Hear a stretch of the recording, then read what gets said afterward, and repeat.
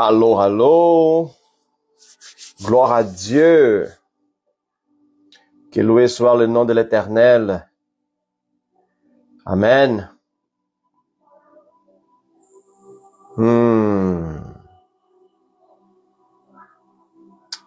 Bonsoir tout le monde. Bonsoir, bonsoir.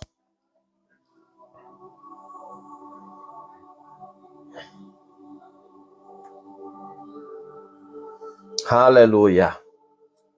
Alors, nous sommes en train de commencer notre mercredi live. Amen. Jésus ADN.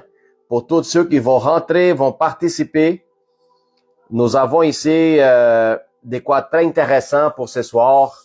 Gloire à Dieu pour cette journée qu'il a faite, qu'il a créée. Il a préparé depuis longtemps cette journée. Amen. C'est ça, avoir la confiance.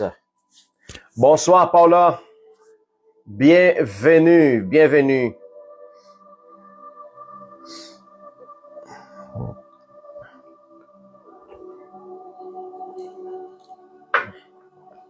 Alors, Dieu nous a préparé cette journée d'avance, comme il a préparé son Fils aussi, pour la rémission des hommes pour 7 ans. Alors, gloire à Dieu, il faut qu'on mette la confiance en lui, en sachant que lui a le contrôle, il a domination à toutes choses, malgré qu'est-ce qu'on voit l'entour de nous autres. On devait avoir cette confiance que lui a le contrôle absolu sur toutes choses. C'est ça la foi, c'est ça la confiance. Bonsoir ma sœur Monique, gloire à Dieu.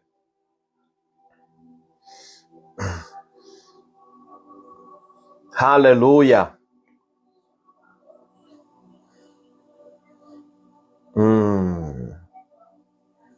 Le Seigneur est merveilleux.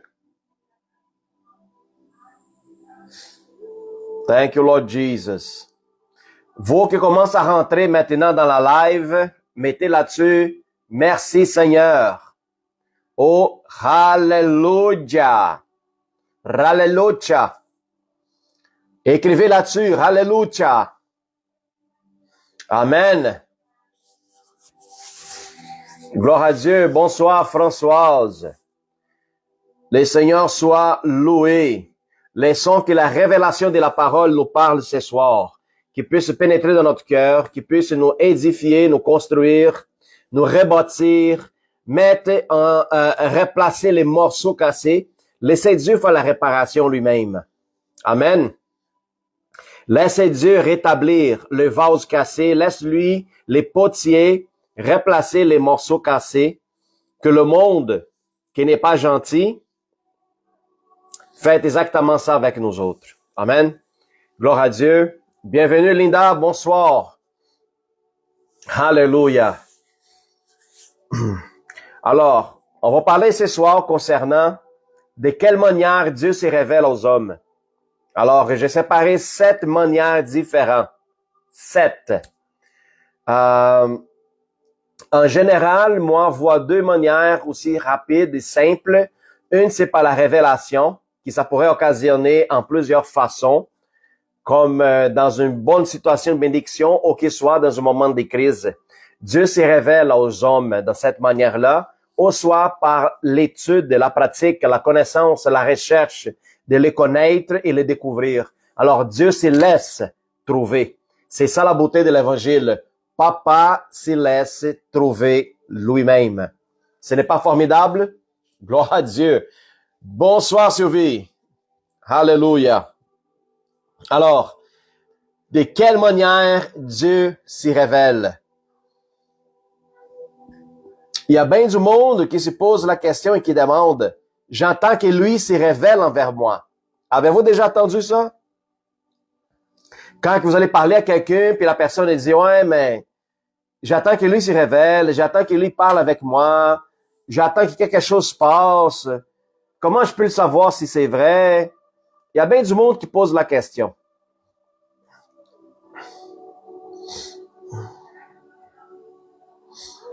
Vous ne trouvez pas?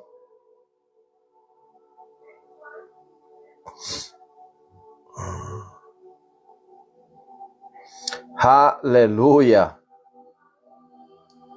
On a beaucoup de versets bibliques aujourd'hui pour passer là-dessus. Alors, on va commencer avec une prière. Père éternel, nous te louons et te glorifions à Dieu au nom de Jésus pour cette soirée splendide et merveilleuse. Merci pour cette possibilité, cette live, Père, laquelle tu vas parler à notre cœur. Tu vas pénétrer ton épée, Seigneur, dans nous, Seigneur, pour trancher tout ce qui est nécessaire, en diviser tout. Seigneur, enlève ce qui n'est pas agréable, Seigneur. Garde tout ce qui est bon. Rajoute d'huile nouveau dans nous, Seigneur, de nouveaux vins sur notre vie, oh Père. Seigneur, au nom de Jésus, que ta parole, qui est la nourriture vivante, Père, puisse nous nourrir et nous satisfaire de manière continuelle. Qu'on puisse, Seigneur, recevoir ce soir. Qu'est-ce que tu as à nous dire, à nous révéler, à nous montrer, Seigneur, que notre joie, elle puisse déborder, Seigneur, en écoutant ta parole, en apprendre plus de toi. Seigneur, nous te louons et te glorifions, Père. Il y a tous ceux qui sont présents et qui vont attendre à un moment donné cette parole. La personne, elle a plus aussi se réjouir, Seigneur, en savant que Dieu lui-même se révèle en plusieurs manières à l'humanité.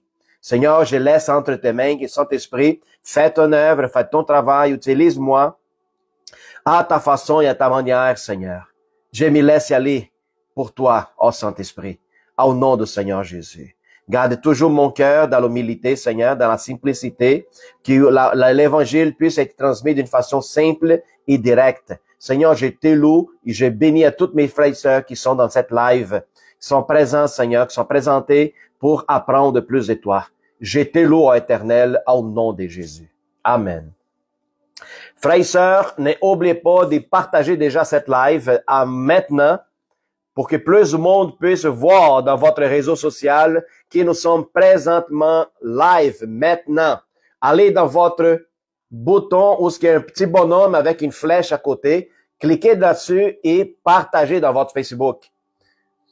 Ça va être merveilleux. Plus de monde va être capable de voir le live présentement. Faites ce travail-là, ça ne prend même pas 1 minute de faire ça.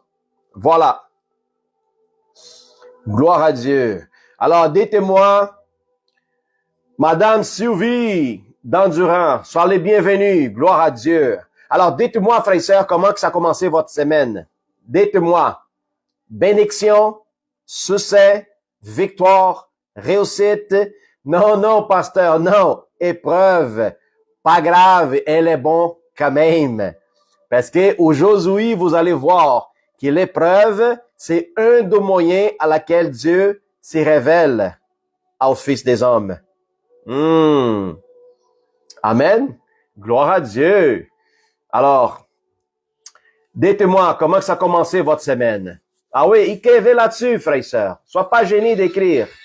Plus que vous écrivez, plus qu'il y a plus de gens qui sont en train de voir, en train de regarder. Ne soyez pas gênés. Puis en même temps, dites-moi si la voix et la musique de fond, elle est correcte. Si c'est trop fort, si c'est pas fort, si c'est bien, laisse-moi savoir. Votre participation ici dans la live, elle est importante. C'est pour ça que je vous pose la question. Est-ce que la voix est bonne? Est-ce que l'audio est correct? La musique de fond est bon? Ne dérange pas trop? Gloire à Dieu, gloire à Dieu.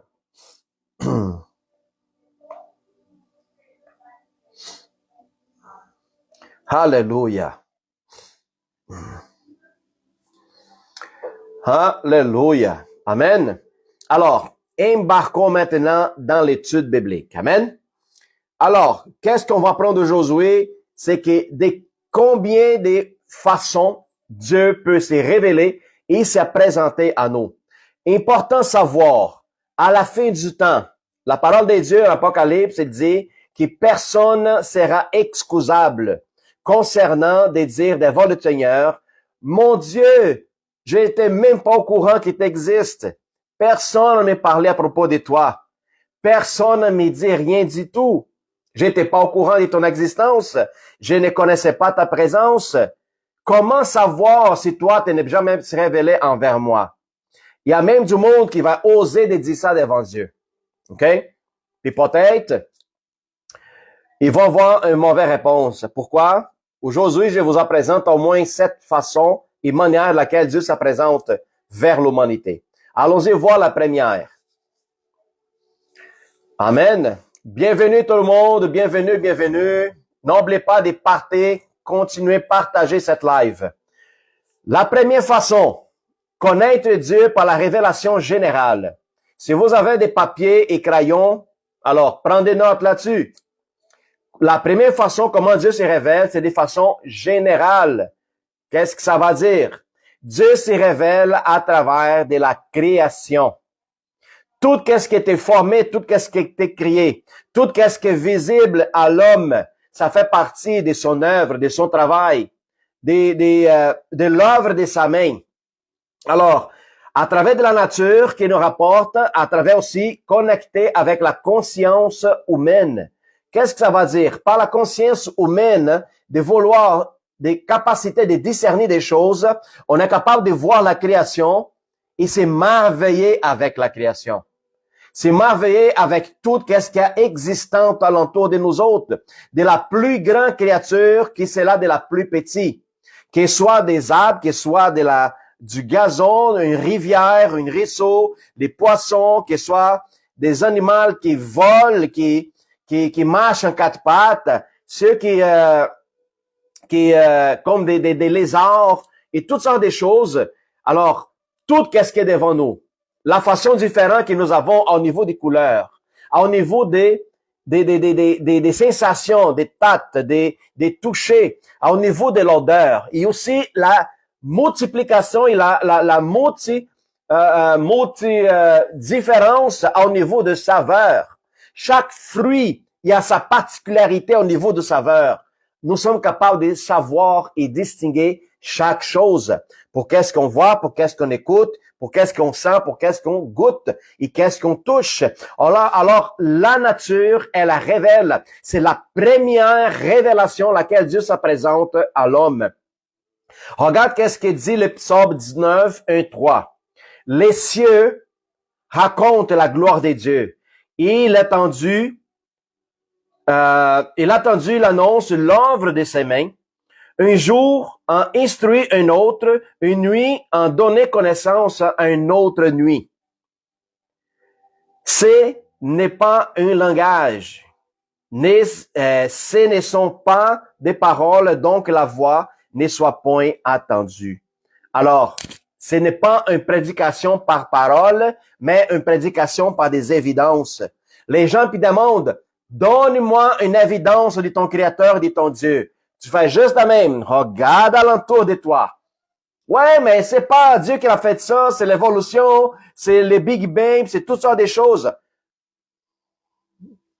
Quoi faire d'autre? Dites-moi.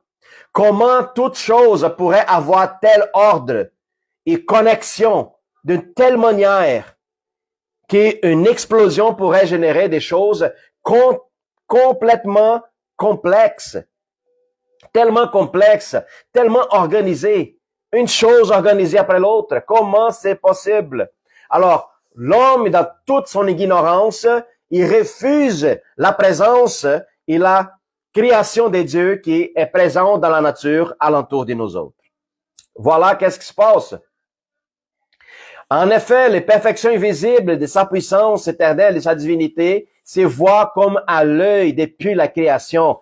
Exactement, Monique. À partir du moment que le premier homme était construit, Adam, il a regardé la beauté de l'Éternel quand il était mis au paradis. Et je pense qu'Adam s'est merveillé avec la quantité des choses alentour de lui, qui imagine sa joie, sa grâce, son amour, était énorme. Amen. Alors, la création révèle le Créateur. On peut pas jamais sortir au centre-ville et dire, waouh, regarde comme tout ce bâtiment, ça a apparu de aucun part. Regarde comme toute cette structure, les musées, les maisons, les édifices, ça a apparu de aucune part. Ben non, ça se peut pas, pasteur. Il y a quelqu'un qui l'a construit. Alors, s'il y a un bâtiment, c'est parce qu'il y a un constructeur. S'il y a une création telle que la nature, c'est parce qu'il y a un créateur. Alors, c'est des choses pratiques, logiques et simples qui, dans l'œil de l'homme arrogant, il décide de refuser. même si c'est devant lui-même. Qu'est-ce qu'il dit en Romains 1, 19 et 20? Car ceux qui ont pu connaître des dieux est manifesté pour eux, Dieu les leur ayant fait connaître. En effet, les perfections invisibles de Dieu, sa puissance éternelle et sa divinité, se voient comme à l'œil depuis la création du monde, quand on les considère dans ses ouvrages. Ils sont donc inexcusables. Inexcusables. Alors, aucun homme pourrait donner quoi que ce soit l'excuse pour dire, Dieu, j'étais pas au courant de ton existence. Personne. Amen. Alors, Dieu se révèle déjà en partant à travers de la création. Ça, c'est déjà formidable. Romains 2, 14 et 15.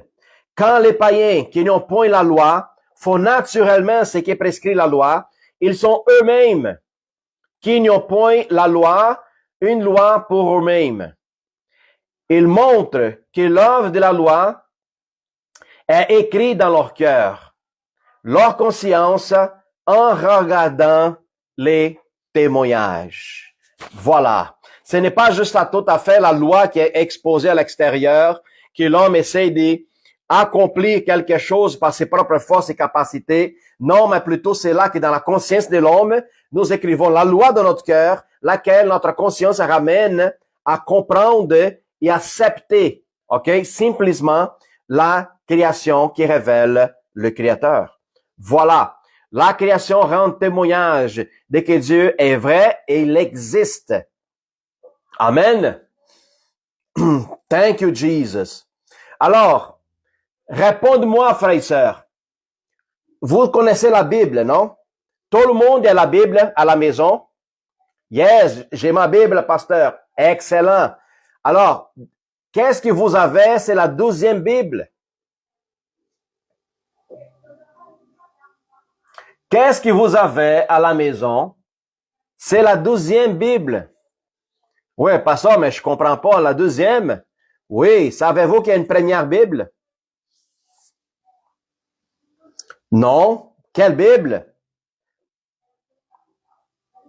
La première Bible, laquelle, quand celle-là que vous avez en votre maison n'existait pas, c'est la Bible qui se révèle devant les hommes. On vient de parler. Elle a un témoignage du Créateur. La première Bible donnée aux hommes, c'était la création. La création, c'était la première Bible. Avez-vous se rendu compte de ça? C'était la première Bible de l'humanité.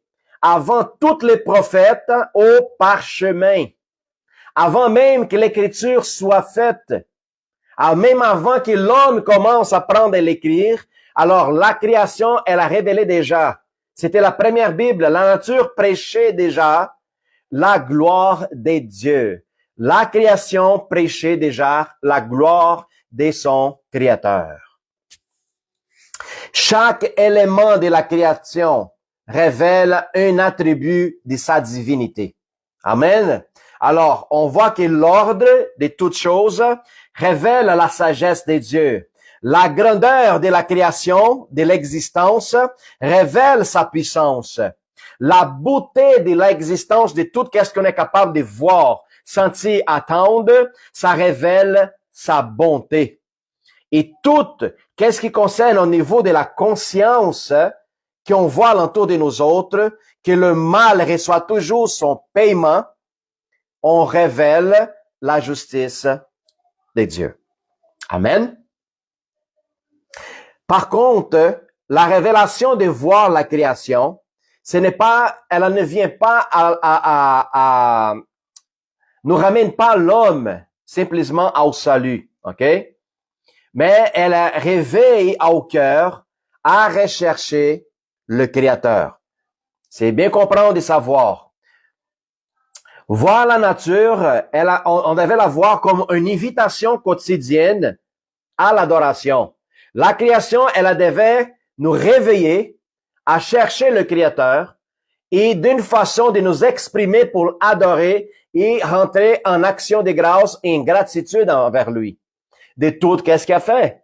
Une de mes prières à chaque jour, je dis, Seigneur, merci pour le fruit de la terre. De tout, qu'est-ce que la terre est capable de produire. Depuis de l'existence de la création, la terre, elle a continué à nous donner de la nourriture. Continuellement, sans arrêt et sans cesse. Est-ce que vous avez déjà réfléchi à propos de ça? La terre se produit sans arrêt. Ça montre son amour, sa grâce et sa fidélité. La nature prêche les créateurs. Exactement, Monique. Comprendre que tous les hommes sont responsables devant Dieu. Amen. Il n'y en a pas personne qui va donner une excuse compatible à l'immensité de sa création. Personne. Alors, on vient de voir la première façon comment Dieu se révèle aux hommes. La deuxième, une révélation quand même est spéciale. C'est qu'est-ce que justement vous avez à la maison? C'est quoi? La parole. La parole. La Bible. L'Écriture. Quand que Dieu commence à s'y révéler aux hommes directement en partant d'Abraham, c'est sûr que Dieu s'est révélé à Adam tel qu'il a créé, tel qu'il a formé. Adam, c'était le premier homme à voir son Créateur. Par contre, il a s'en éloigné de Dieu à cause de la chute. Et seulement plus tard qu'on voit, quand que Dieu décide s'est manifesté, s'est révélé à d'autres personnes telles qu'Enoch, Noé. Ensuite, après, on voit que Dieu finit pour se révéler à Abraham pour donner une séquence, une lignée qui s'allait révéler son fils dans le peuple d'Israël. Alors, la Bible, la parole de Dieu, laquelle Dieu se révèle aussi au mont Sinaï, se révèle à Moïse, laquelle donne la loi, laquelle Dieu écrit la loi pour l'homme pouvoir se comporter et savoir qu'est-ce qui s'y plaît à Dieu. Amen.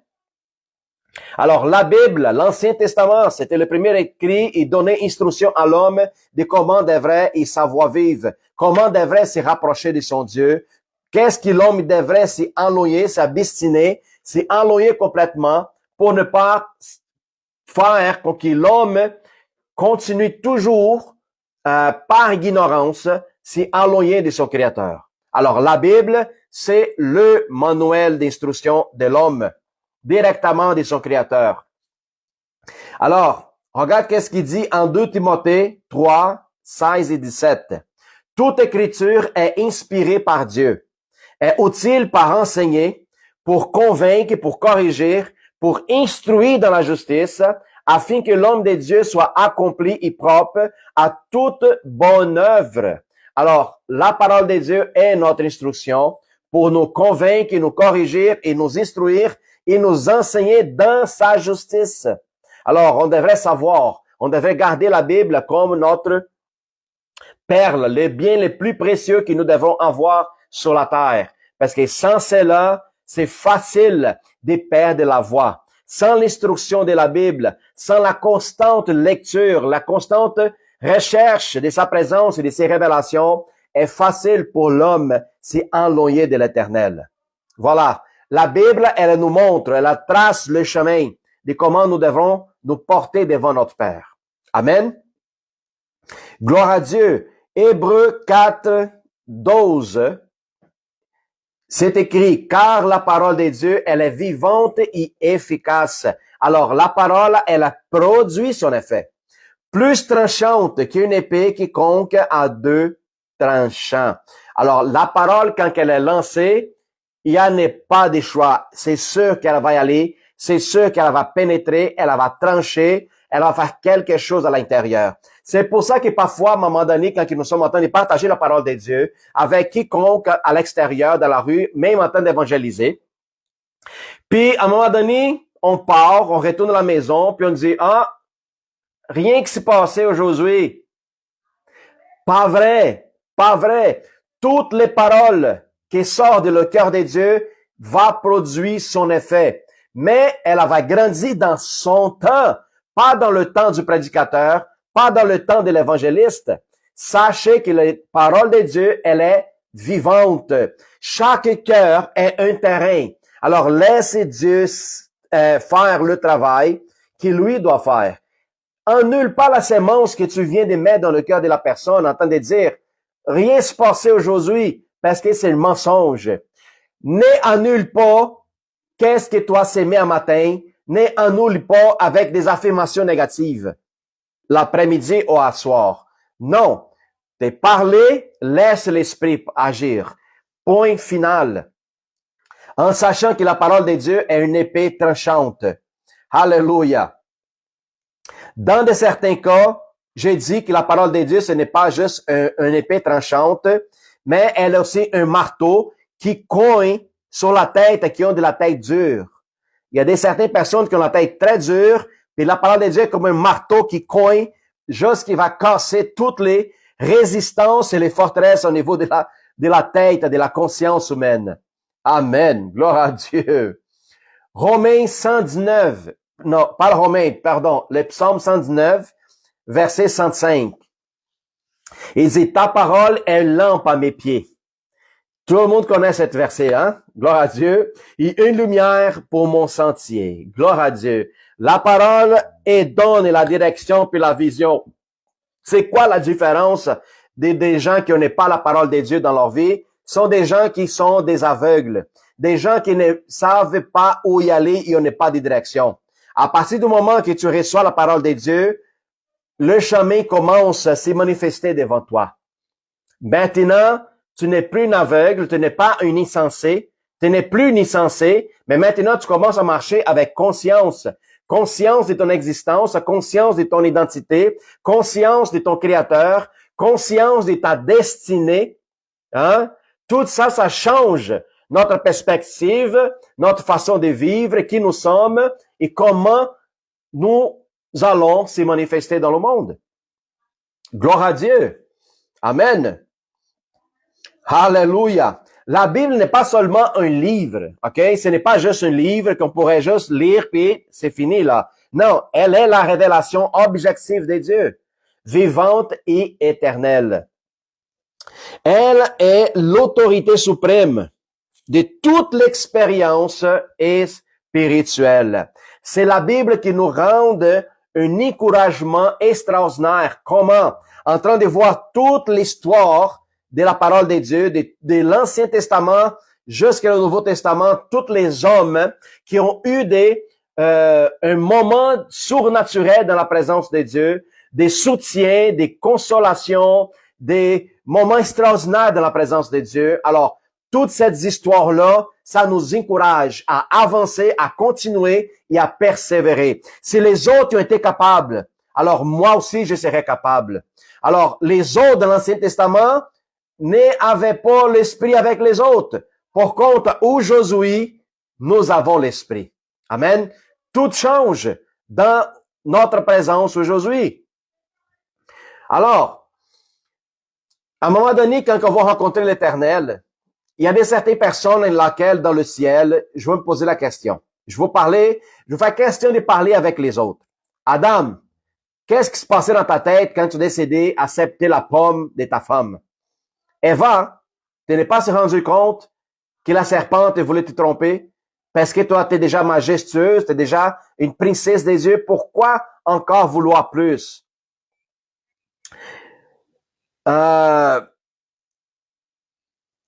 D'autres personnes, Moïse, c'est quoi l'affaire de vouloir cogner la roche en sachant que c'est la représentation du Christ? Ça t'empêchait de rentrer dans la terre promise, Moïse. Qu'est-ce qui te passait dans la tête? Alors, il y a bien du monde qui va poser la question de l'Ancien Testament.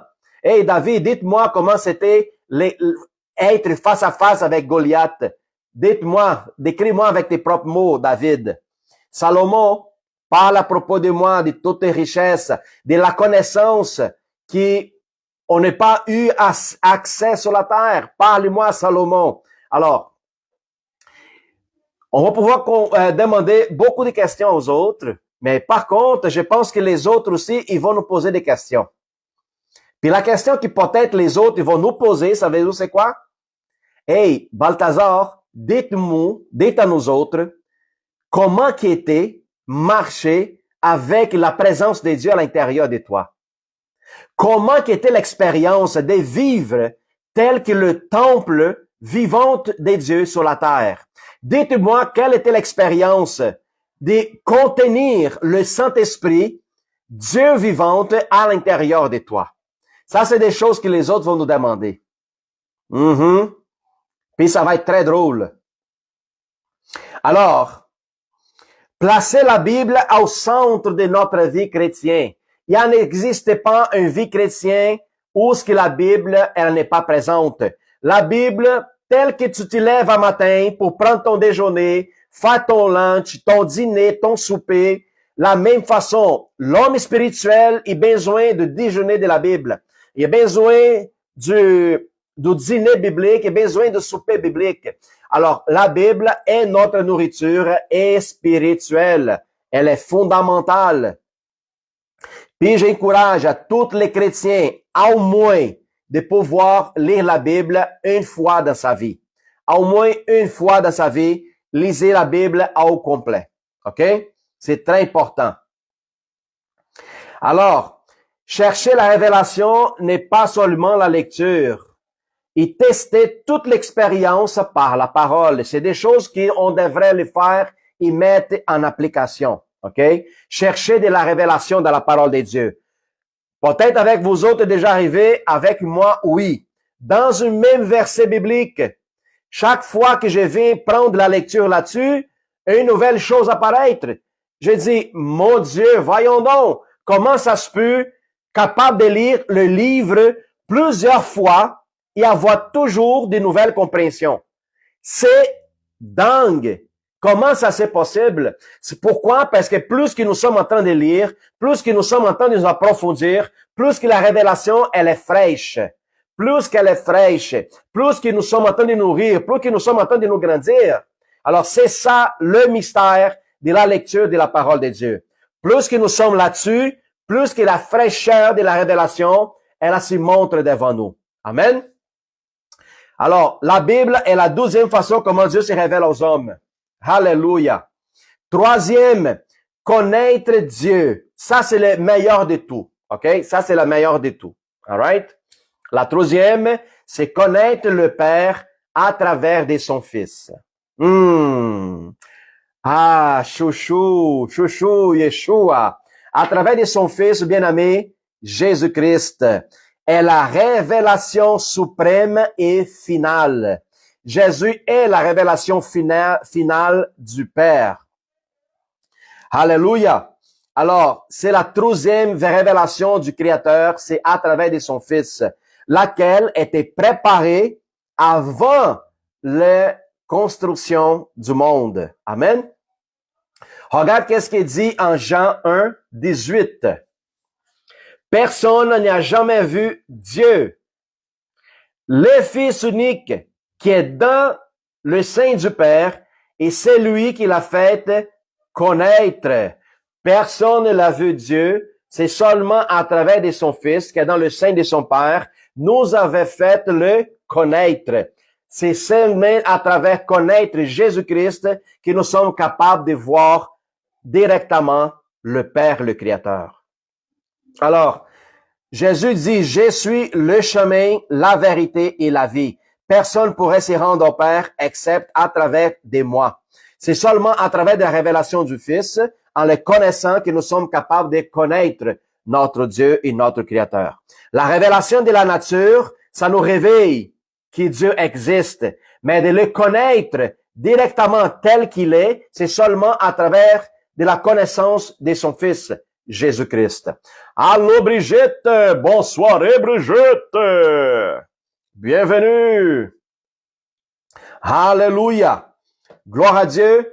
Frères et sœurs, dites-moi comment ça va cet enseignement. Est-ce que ça vous anime? Comment ça va le feu de l'esprit en vous autres? Françoise, elle écrit là-dessus, la Bible nous parle et nous révèle des choses nouvelles. Alléluia, exactement. Regarde qu'est-ce qu'il nous dit en Jean 14, versets 7 à 9. Si vous m'y connaissez, Jésus lui-même, vous connaîtrez aussi mon Père. C'est lui qui m'a vu le Père. C'est aussi simple, direct, sans difficulté. Vous me connaissez, vous connaîtrez aussi mon Père. En me voyant, vous voyez le Père en moi. C'est lui qui m'a vu, voit le Père directement. Ce n'est pas formidable. Il n'y a pas de difficulté. Je veux connaître le Père. Alors, apprendre à connaître le Fils. C'est aussi simple et direct. Tu vas connaître la personnification de l'amour dans son Fils et là, tu vas comprendre le Père. Là, tu vas comprendre le sens du sacrifice, de l'amour et de la justice. C'est un must. On devrait comprendre, on devrait lire et vivre cette réalité à chaque jour. Amen. Allons-y voir qu'est-ce qu'il nous dit en Hébreu. Hébreu 1, verset 1 à 3. Paul, elle a dit, j'ai plein de questions à poser aux anciens rendus dans les ciels. Moi aussi, Paula, je pense qu'on va avoir une ligne là-dessus pour poser des questions à tous les anciens, aux apôtres, à ceux qui sont martyrs. Alors, écoute bien, dites-moi un personnage de la Bible, laquelle c'est la première personne qui vous allez demander des questions. Écrivez là-dessus, ok? Pasteur, moi je veux poser des questions à Esther. OK? Non, pasteur, moi, je vais aller, première personne que je vais raconter dans la Bible, c'est Gideon. La première personne que je vais aller poser des questions dans la Bible, ça va être qui? Laisse-moi voir l'autre personne. L'apôtre Paul, Pierre. Hein? Alors, écris-les là-dessus, s'il vous plaît. En même temps, ça me prend un break de parler.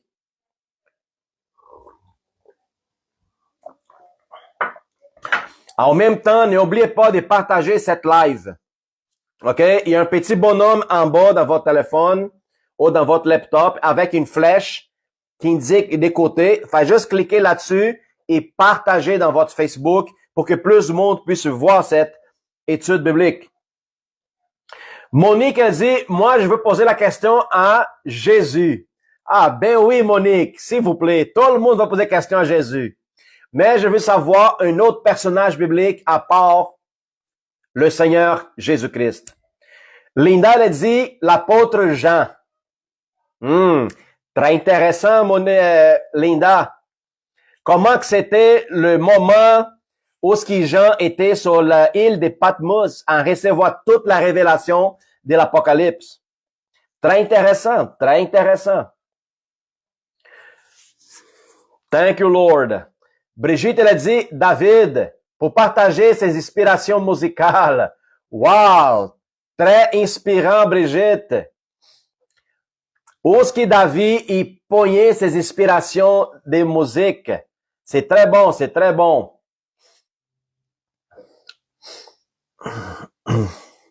Allons-y, là, allons-y. Vous êtes pas vite, là. Comment? Qu'est-ce qui se passe avec vous autres?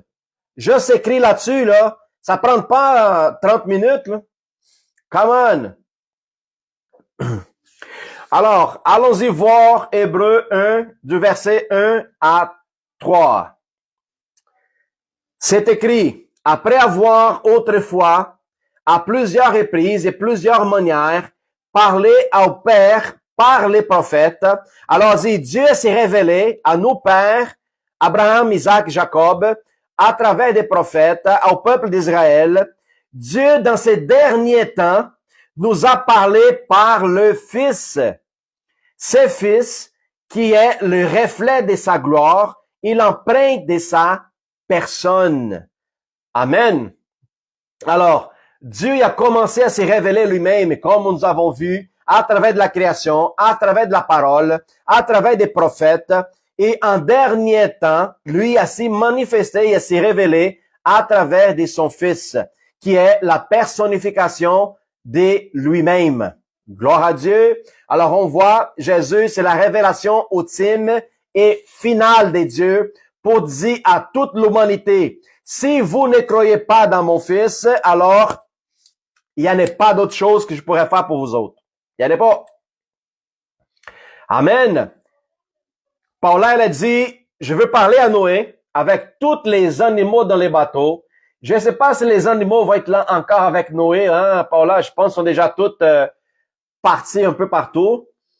À Paul, comment il fait pour rester dans les catacombes et écrit tous ses livres sans devenir fou? C'est le Saint-Esprit, Paula. C'est le Saint-Esprit. Françoise aussi, elle a demandé de vouloir parler avec l'apôtre Paul. Extraordinaire, extraordinaire. Merci Monique pour partager cette live dans votre Facebook, ma sœur. Je vois le petit bonhomme d'à côté de votre nom. Alléluia. Alors, Jésus ne montre pas seulement la volonté de Dieu, il révèle Dieu lui-même. Alors, comme les musulmans, ils disent que Jésus, c'est juste un prophète qui est venu parler à propos d'un seul Dieu, le Créateur. Les musulmans s'y trompent. Les musulmans, ils ont une version croche de qu'est-ce que nous connaissons aujourd'hui tel que la Bible, l'Ancien et le Nouveau Testament. Alors, le Coran, c'est une version corrompue, mal, erronée et je pourrais même dire démoniaque par rapport à qu'est-ce que la vérité nous parle. Parce que les autres disent que Jésus est prophète et qu'il n'était pas mort. Puis la Bible elle nous dit, elle est claire. Dieu y est venu pour révéler le Père et lui-même à travers de sa personnification. Amen. Comme aussi, il y a les témoins de Jéhovah qui dit que Jésus n'est pas est un des dieux, ok? Jésus est l'archange Michaël. Aussi comme les Mormons qui disent que Jésus est le frère de Satan. Alors, il y a tout un mélange où ce que les autres, dans le sens, veulent enlever la divinité de Jésus-Christ tel que Dieu lui-même, tel que créateur. Alors, on voit qu'il y a des sectes, témoins de Jéhovah, Mormons, Islam et bien d'autres choses, ok? Bien d'autres sectes religieuses qui, ça me vient pas dans la tête maintenant. Anyways. Alors, Jésus est la révélation ultime et finale de Dieu lui-même. La image invisible du Dieu vivante, l'expression parfaite de caractère du Père, la vérité incarnée. Jésus est la vérité, le chemin et la voix incarnée du Père. Amen. Gloire à Dieu. Alors, voir Jésus, c'est voir Dieu directement. Étudier continuellement l'Évangile, ça fait partie de connaître Jésus de plus proche. Ah, pasteur, mais Jésus ne se révèle jamais envers moi. Lisez la parole qui parle à propos de lui. Tu veux commencer à connaître Jésus? Lisez les évangiles continuellement. Combien de fois il faut que je les lise, pasteur? Toujours, jusque le restant de ta vie. Jusque le restant de ta vie. Point final. Imiter le caractère du Christ, c'est quelque chose qu'on devrait faire et pratiquer pour pratiquer le renouvellement d'intelligence. Comment que j'ai fait ça, pasteur?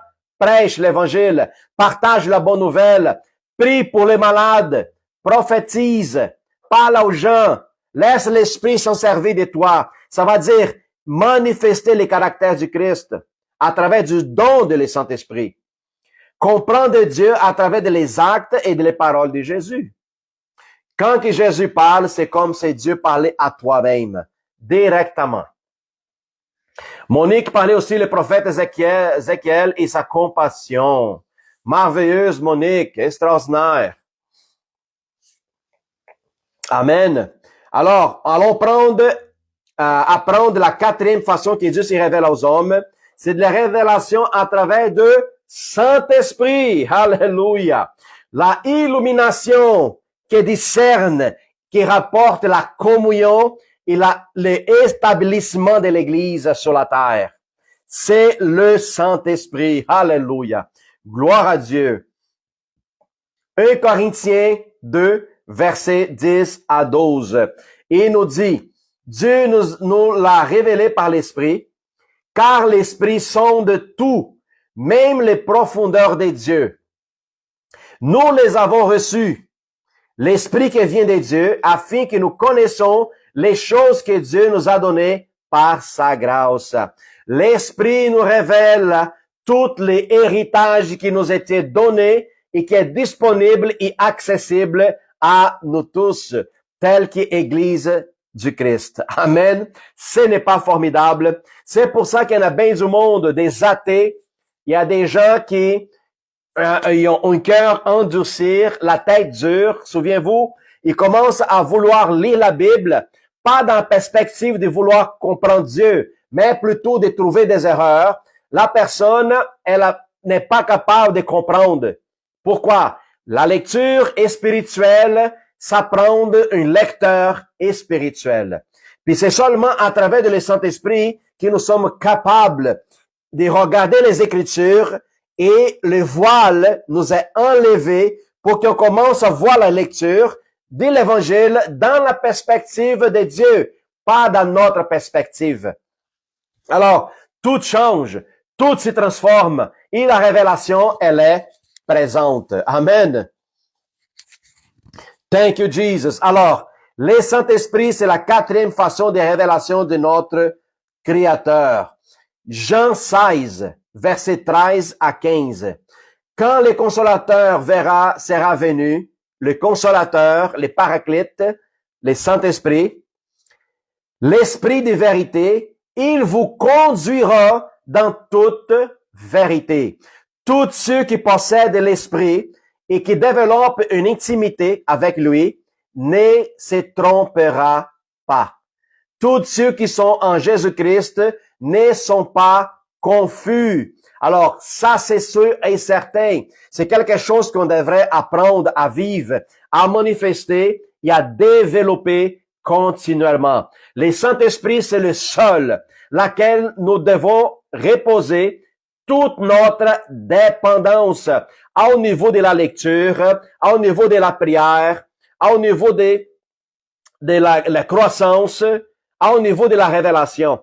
C'est le Saint-Esprit qui nous montre. C'est lui qui nous révèle. C'est lui qui nous ouvre pratiquement tout ce qui concerne la dimension spirituelle.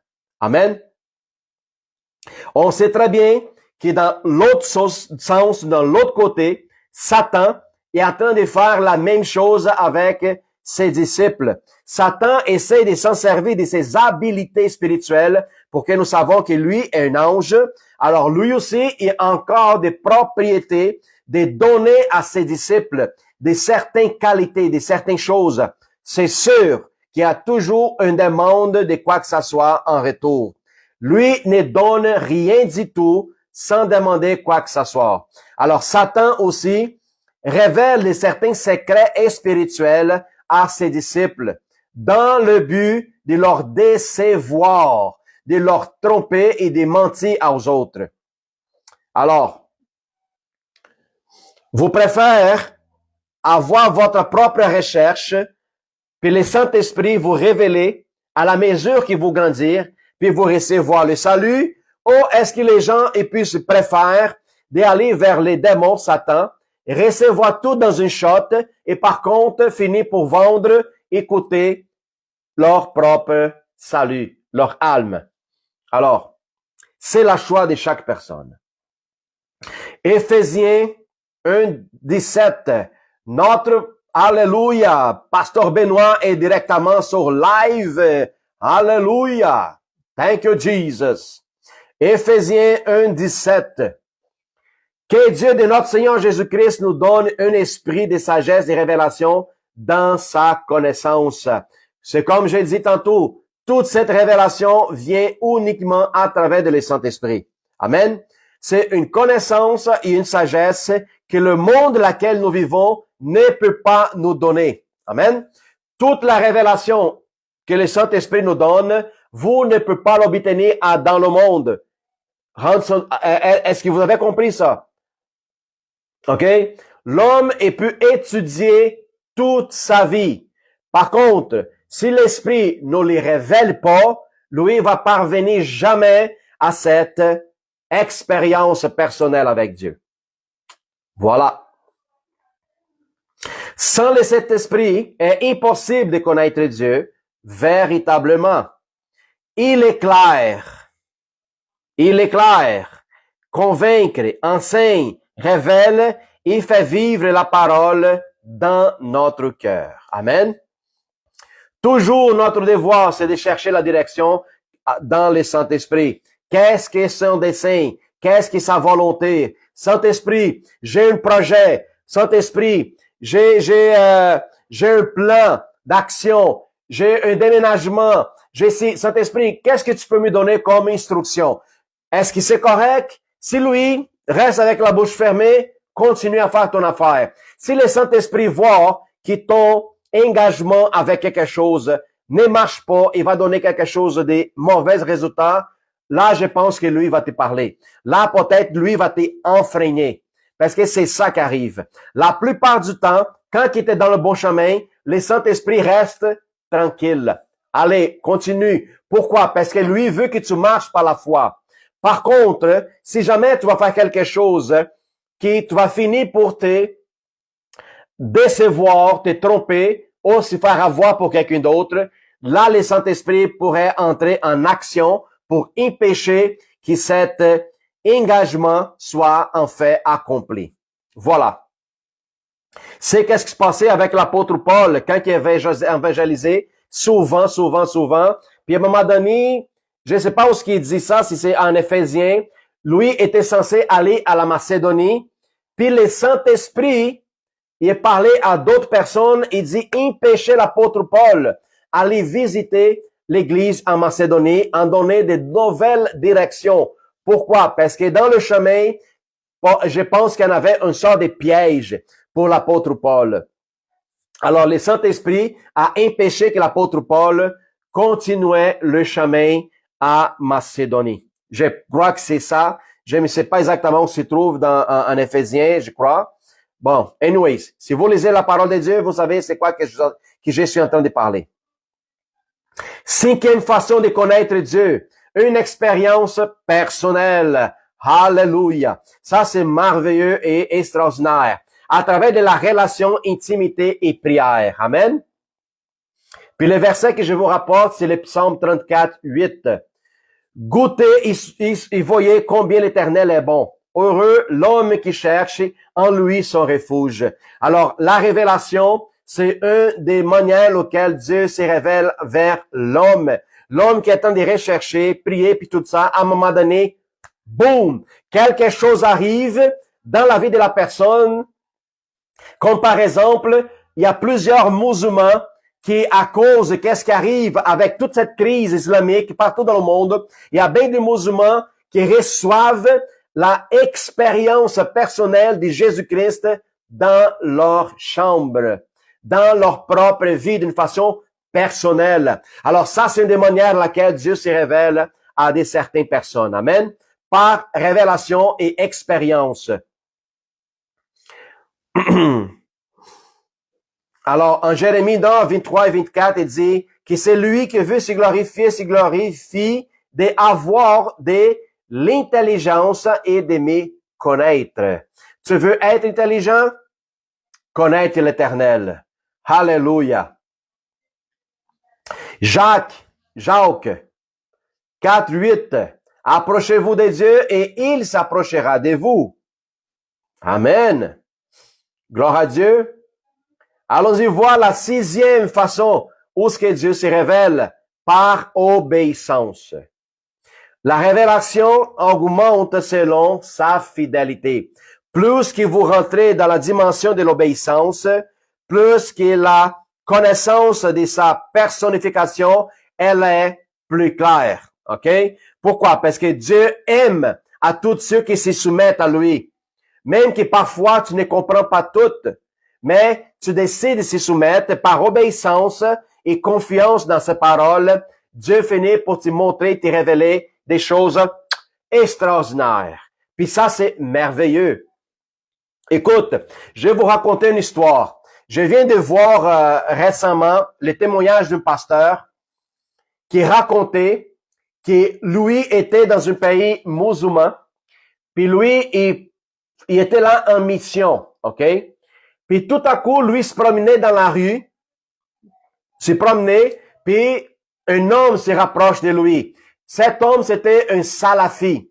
Salafis, c'est des hommes qui sont vraiment orthodoxes quand on parle au niveau d'islam. Les gens qui rapportaient une grande robe, ils marchaient un peu comme les pharisiens, avec la tunique, puis avec une grande barbe. Alors, les salafis, ils sont habillés ici, à présent comme ça. Alors, le Messie rapproche du pasteur, il les tient là-dessus, et en même temps, une voiture arrête à côté des deux. Alors, les autres ouvrent la porte, ils mettent les pasteurs à l'intérieur. En même temps que les autres rentrent avec le pasteur, ils mettent une gargouille là-dedans, sur sa tête, et mettent un sac sur sa tête. Le pasteur, dans sa tête, il dit, bon, maintenant, c'est fini pour moi. Hein? Ils ont main poignée, ils vont m'exécuter, puis tout ça. Après 30 minutes, les autres arrivent dans un secteur, sortent avec les pasteurs, encore avec le sac dans la tête, puis les autres rentrent dans la maison. Quand ils sont dans la maison, le sac est enlevé de sa tête. Quand que le pasteur regarde alentour, il voit qu'il y en a une vingtaine de personnes avec d'hommes et femmes, tout ensemble, des hommes encore salafis, des hommes grands, barbeux. Alors, ils sont là, puis ils remarquent qu'il y a à côté dans une table, il y a du pain et du vin. Puis là, le pasteur, enfreiné, dit, c'est pourquoi que vous avez kidnappé, pourquoi que vous avez kidnappé. Puis le Messie qui l'est en téperlé dans le chemin, il dit, excusez-moi, qu'est-ce que nous avons fait avec vous, mais c'était nécessaire. Vous êtes le pasteur de cet village, ok? Je sais que vous faites beaucoup de prudence, et nous autres aussi, nous faisons de prudence. Pourquoi? Nous vous avons ramené ici, dans cette maison, dans un lieu caché. Pourquoi? Pour qu'on sait que votre Bible, il parle à propos de la communion du pain et du vin. Puis, on est ici avec nous autres du pain et du vin pour qu'il vous fasse avec nous autres. Pourquoi? Parce que Jésus a apparu pour nous autres. Jésus lui-même, il s'est révélé à nous. Alors, c'est pour ça qu'on veut faire la communion avec vous. Vous connaissez votre Bible, pasteur. Vous connaissez la parole de Dieu. Alors, faites la scène avec nous ici. On veut participer. On veut accepter Jésus. Alors, vous voyez qu'est-ce qui se passe? Des choses que nous ne sommes pas au courant et que Dieu est encore en train de travailler. Gloire à Dieu. Alors, soyons obéissantes. Cet pasteur était dans le pays là-bas pour prêcher et en mission partager l'évangile. Et à cause de sa obéissance, Dieu l'a honoré. Dieu a fait en sorte que des musulmans s'y convertissent au christianisme et qui prennent le pasteur et font la communion et la Sainte Seine ensemble. Amen. Je pense qu'après un moment de même, les pasteurs voulaient dire, pasteur, mon Dieu, après cette expérience, tu pourrais me ramener au ciel. Je serais déjà très joyeux, très joyeux. Amen. Regarde qu'est-ce qu'il dit en Jean 14, 21. C'est lui qui a mes commandements et qui la garde. C'est celui qui m'aime. Tu veux aimer ton Dieu? Alors, obéir. L'obéissance, c'est une évidence de l'amour envers Dieu. Obéissance et amour marchent ensemble.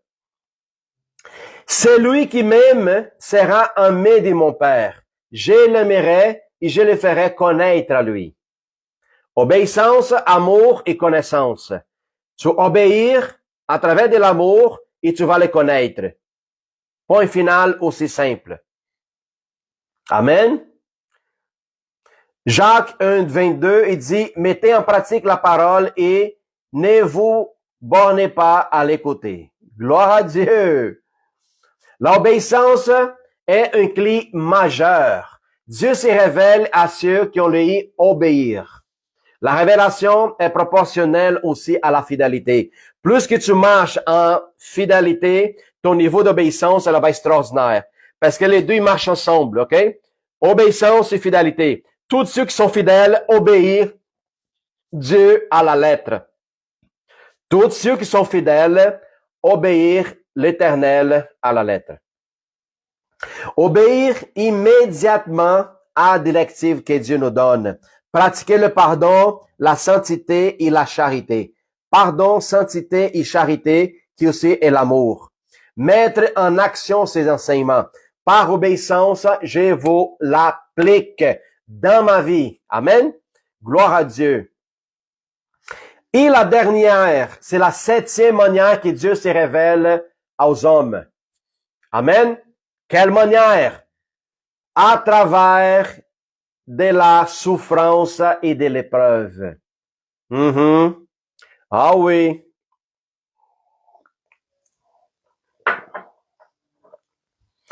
La 7e partie, elle n'est pas trop plaisante à beaucoup de monde, mais parfois c'est la seule manière que les gens parviennent à la connaissance de son existence.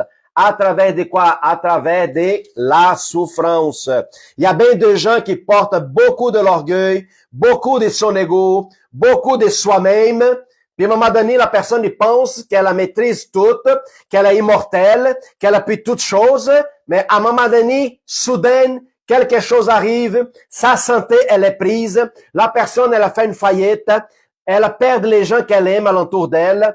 Puis à un moment donné, la seule chose qu'il a fait, c'est quoi?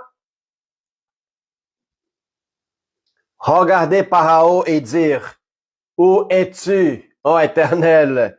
Où es-tu, ô Éternel? Connaissez-vous déjà des gens qui étaient de même? Des gens qui pensaient être les rois du monde, et à un moment donné, il a perdu son royaume. Puis qu'est-ce qui est arrivé? Il finit pour s'y rendre dans la présence de l'Éternel. À travers de la souffrance et des épreuves. Allons-y voir. Qui connaissez-vous qui c'est un des plus grands exemples qui passait à travers des épreuves et qui le fait connaître Dieu de plus près?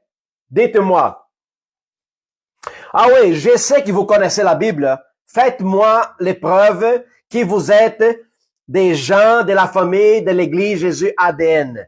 Ah oui, qui est le personnage dans la Bible, vous vous dites Ancien Testament, qui à travers de la souffrance connu Dieu encore de plus près? Job, exactement. Bravo Monique, bravo Brigitte. Vous êtes merveilleuse. Job 42, 5. C'est écrit, mon oreille avait entendu parler de toi, mais maintenant mon œil t'a vu. Alors, Job, à travers de la souffrance qui a passé là-dessus, il a connu Dieu d'une telle dimension qu'il a jamais avait expérimenté auparavant. Vous voyez comment c'est extraordinaire, hein? Alors, est-ce que vous êtes capable de, à travers de la prière, dire, Seigneur, si jamais, quoi que ce soit, vient devenir un empêchement de me approcher de toi, Seigneur, je te donne la permission d'enlever de ma vie, de la détruire, de la complètement anéantir, complètement. Enlève tout devant mon chemin qui m'empêche de me rapprocher et de te connaître de plus près. Alors, est-ce que vous êtes capable de prier de même? Ça se peut que ce soit des choses personnelles, ça se peut que ce soit de quelqu'un qui peut-être vous appréciez beaucoup, mais cette personne, elle est une pierre d'échappement qui vous empêche d'aller plus loin. Alors, est-ce que ça, c'est convenient? Est-ce que ça, vous êtes osé des prières de telle manière? J'ai fait moi déjà. Seigneur, tout ce qui m'empêche de te connaître de plus près, enlève, sors du chemin. Seigneur, je peux perdre tout concernant de ma vie, mais ne m'enlève pas ton esprit. J'ai fait la même prière que David. La même prière. Seigneur, enlève tout, mais n'enlève pas la joie de la présence de ton esprit en moi. Allons-y voir qu'est-ce qu'il dit en Romains 5, versets 3 à 5. Bien plus, nous glorifions même des afflictions, sachant que l'affliction produit la persévérance. La persévérance, la victoire dans les épreuves, et la victoire dans les épreuves, l'espérance. Or, l'espérance ne trompe point. Amen. Alors, on voit qu'il y a un résultat qui est produit parmi les épreuves. À travers les épreuves, nous devenons persévérants, puis à travers la persévérance, nous acquérons la victoire. Puis une fois que la victoire, elle est devant nous autres, l'espérance, elle est glorieuse. Amen. Gloire à Dieu. Puis qu'est-ce qui arrive? Écoute bien, frères et sœurs, il n'y en a pas de témoignage sans l'épreuve. Pour que les témoignages d'un chrétien elles prennent de la valeur, est nécessaire que tu montres la façon difficile, la façon impossible de résoudre une solution. Tu vas démontrer le surnaturel de Dieu qui a opéré dans ta vie à travers de l'épreuve, et à la fin, tu vas raconter la victoire. C'est comme ça qu'un témoignage fonctionne. Difficulté, surnaturel et victoire. Amen. Gloire à Dieu. Sylvie l'a dit, merci pour cette vérité.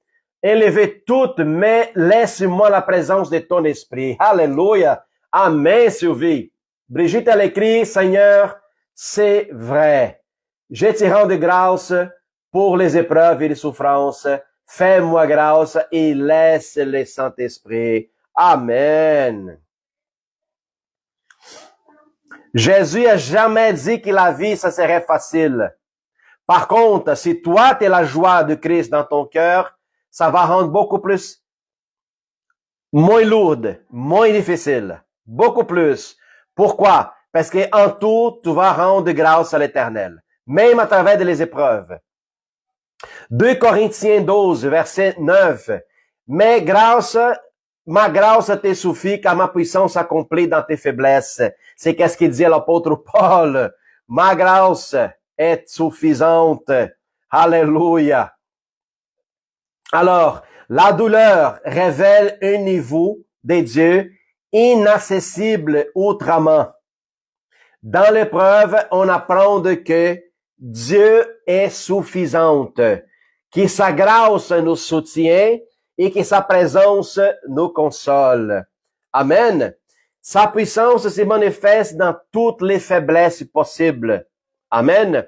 C'est pour ça que la plupart des gens, quand ils arrivent dans une position de confort, ils ont toujours l'habitude, la tendance de l'obéir. Oublier.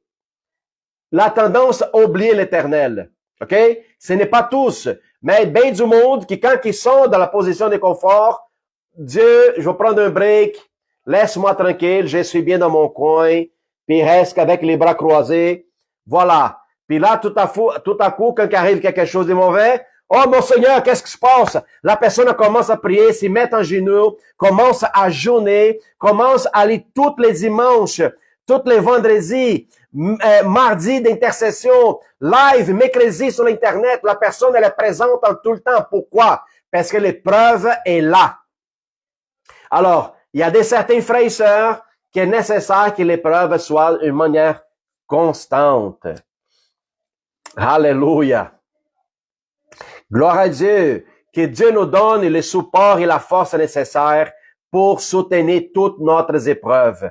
Alléluia. Recherchez Dieu au cours de l'épreuve.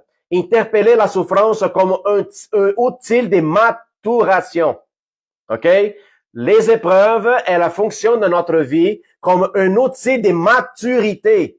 C'est à cause de l'épreuve qui t'est passée et qui maintenant t'es victorieuse. C'est là que toi, tu vas être capable de pouvoir soutenir toutes les autres après toi qui vont vivre la même situation. Tu vas les encourager et leur soutenir dans leurs difficultés. Tu vas pas prendre leur place. C'est très important de comprendre. On ne prend pas la place de ceux qui sont en souffrance. On va leur soutenir, donner l'appui là-dessus, mais pas prendre leur place. Est nécessaire que chaque personne vive leur expérience des difficultés dans la présence de Dieu pour que Dieu puisse travailler dans leur cœur. Voilà. C'est dans mes faiblesses que sa puissance s'accomplir. Dieu m'y est suffisant, merveilleux. Moi, j'ai dit au Saint-Esprit de pas laisser un pouce à un autre esprit. Amen, Paula. Exactement. Dis au Saint-Esprit qui barre toutes les portes et fenêtres de chez vous. Amen. Donne-lui les clés au Saint-Esprit. Seulement lui qui rentre et qui sort. Personne d'autre. Alors, connaître Dieu est un chemin de révélation progressive. Amen. C'est un chemin progressif, mais est nécessaire qu'on mette aussi nos efforts de le chercher comme fou. Un voyage de profondeur sans fin. Pasteur, jusqu'à quand je devrais continuer à chercher Dieu? Jusqu'à la dernière souffle de ta vie. Puis je vous donne un autre surpris. Quand nous serons avec lui au ciel, on va continuer à chercher de la connaissance, de l'expérience, de la joie. Pourquoi? Parce que la connaissance de Dieu, elle est infinie, frères et sœurs.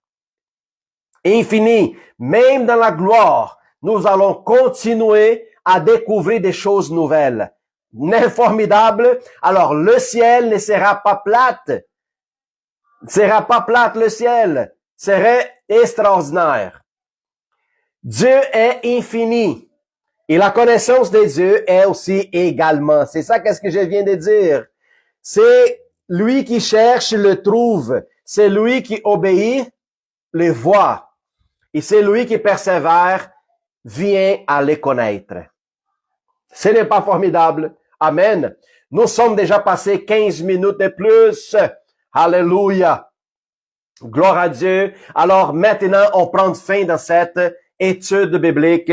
Amen. Gloire à Dieu. Alors si jamais vous connaissez quelqu'un qui dit, oh, je ne sais pas comment que Dieu va se révéler envers moi, donnez cette live, envoyez à cette personne pour qu'elle puisse écouter qu'il y a sept manières que Dieu se révèle à l'humanité. Si la personne n'accepte pas cette façon de le faire, m'excuse, alors, il n'y a rien d'autre à faire avec toi. Je lave mes mains, puis je pars au suivant. OK? M'excuse. Allons-y. Continuons, persévérons, avançons. Allons-y, grandis ensemble, construire notre identité en regardant notre cible et notre modèle parfait qui c'est Jésus-Christ. Amen. Gloire à Dieu. J'espère que vous avez bien aimé cette live. Toutes les informations données, tout ce que vous avez accès maintenant, je lance la patate chaude dans votre main. Faites ce que vous voulez avec. Transmettez à votre voisin, à votre chat, à votre chien, à votre oiseau, les perroquets, comme vous voulez. C'est à vous de le faire.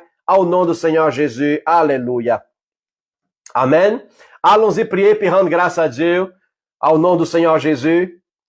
Père éternel, nous te remercions, Seigneur, au nom de Jésus, pour cette live merveilleuse, extraordinaire. Alléluia, Seigneur. Merci pour tes paroles. Merci pour te révéler à nous autres des plusieurs façons et manières, Seigneur, laquelle aucun homme sera excusable. Seigneur, de te dire qu'il t'est jamais parlé, t'es jamais se révélé, t'es jamais démontré ton amour, ta grâce et ta bonté, oh Père. Seigneur, viens percer le cœur de tous ceux qui sont endurcis, Seigneur. Viens donner un coup de marteau dans la tête de ceux qui sont des têtes dures comme des pierres. Seigneur, au nom de Jésus, Père, à tous ceux qui sont aveugles, que leur vue soit ouverte, éclairer leurs pensées, Seigneur. Traiter dans leur âme, leurs faiblesses, leurs difficultés, leurs blessures, Père, pour que les autres sachent qu'il y a un Père au ciel que les aime. Seigneur, au nom de Jésus, merci pour la nourriture spirituelle que tu nous as donnée ce soir, à tous les participants dans cette live, ceux qui sont présents, ceux qui vont voir après. Oh mon Dieu, mon Seigneur, merci infiniment pour agir d'une façon extraordinaire avec nous autres, avec notre famille, notre foyer, notre milieu social, le travail, partout où nous serons, Seigneur, nous serons, Père, un constructeur avec toi. Nous serons, oh Dieu, des disciples, des fidèles, des obéissantes, oh Père. Seigneur, pour démontrer ton amour, ta grâce et ta fidélité. T'es le même avant, t'es le même aujourd'hui et tu seras le même toujours et à jamais. Seigneur, nous te remercions. Et je te Père demande, Seigneur, que tu puisses bénir chacun de mes frères et sœurs qui sont présentes, que la parole qui était enseignée ce soir, qui puisse rester gravée, Seigneur, enregistrée, Seigneur, dans leur cœur, Père, et que les autres puissent grandir au niveau, Seigneur, mental et spirituel, intellectuel, Seigneur, que tu puisses parler ce soir avec les autres, apporter des révélations et des visions merveilleuses, oh Père. Seigneur, Anime le feu spirituel dans le cœur de chaque personne ce soir. Seigneur, j'ai pris maintenant au nom du Seigneur Jésus-Christ. Amen. Gloire à Dieu. Alléluia. Je vous laisse, je vous libère aussi. Merci infiniment. Gloire à Dieu. Que notre frère Benoît, pasteur Benoît, puisse arriver tranquillement à son destin, sans y sauf, et qui nous donne après des nouvelles là-dessus. Gloire à Dieu. Continuez à intercéder pour sa vie et toutes les autres qui sont à besoin. Amen. Puis je vous encourage, frères et sœurs, ne lâche pas. Sois toujours persévérant. Amen. Une extraordinaire soirée. Que Dieu vous bénisse. Je vous aime beaucoup. Puis j'espère vous rencontrer vendredi soir à l'église à partir de 7h30 au local. Et dimanche, chaque dimanche à partir de 14h, nous faisons notre soirée de célébration. Continue à prêcher. Continue à inviter du monde à venir apprendre, connaître l'Éternel et apprendre c'est quoi le véritable amour de notre Dieu. Amen. Que Dieu vous bénisse, une bonne soirée, puis restez dans les bras de notre Papa. Amen. Bonne soirée.